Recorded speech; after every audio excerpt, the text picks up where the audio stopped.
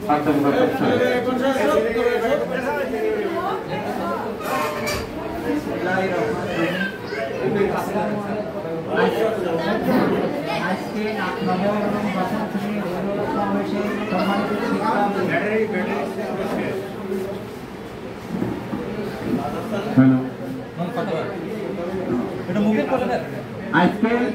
নবম এবং দশম শ্রেণীর অভিভাবক সমাবেশে সম্মানিত অভিভাবকবৃন্দ, উপস্থিত শিক্ষক কর্মচারী সবার প্রতি আমার আন্তরিক সালাম। আসসালামু আলাইকুম।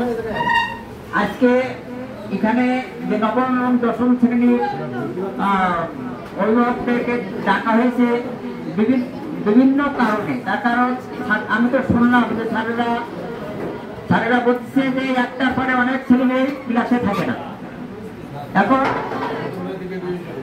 এখন যে ছাত্রছাত্রী তোমরা এখানে আসছো, তোমাদের তো রিকভারি শেখার জন্য বাড়ি থেকে পাঠিয়েছে।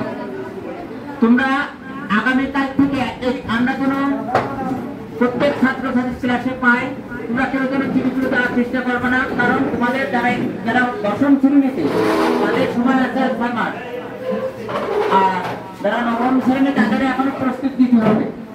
অতএব তোমরা আর এই ভুল করবে না। এবং মোবাইল তোমাদের মোবাইল সবথেকে বেশি ক্ষতি করতেছে। তোমরা মোবাইল দেখবা, কিন্তু লিমিটেড সময় তাকে 1 ঘন্টা ঢুকে দেখতে হবে।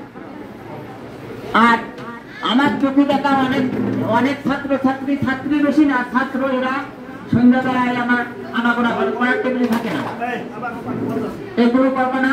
আর যারা অভিভাবক আপনারা আসছেন, আসলে সুভাষ সাহেব বলেছে একজন মাতায় হচ্ছে কিন্তু তার সন্তানের পুরো অভিভাবক। তার মা বিভিন্ন কর্মব্যস্ততার ভিতর এদিক ওদিক থাকে, অর্থ উপার্জনের জন্য বিদেশে চলে গেছে। এখন আপনাদের খোঁজ নিতে হবে। তথ্য প্রযুক্তির যুগে এবছর রেজাল্ট আপনারা দেখেছেন, ইসলাম শিক্ষাও ফেল করেছে।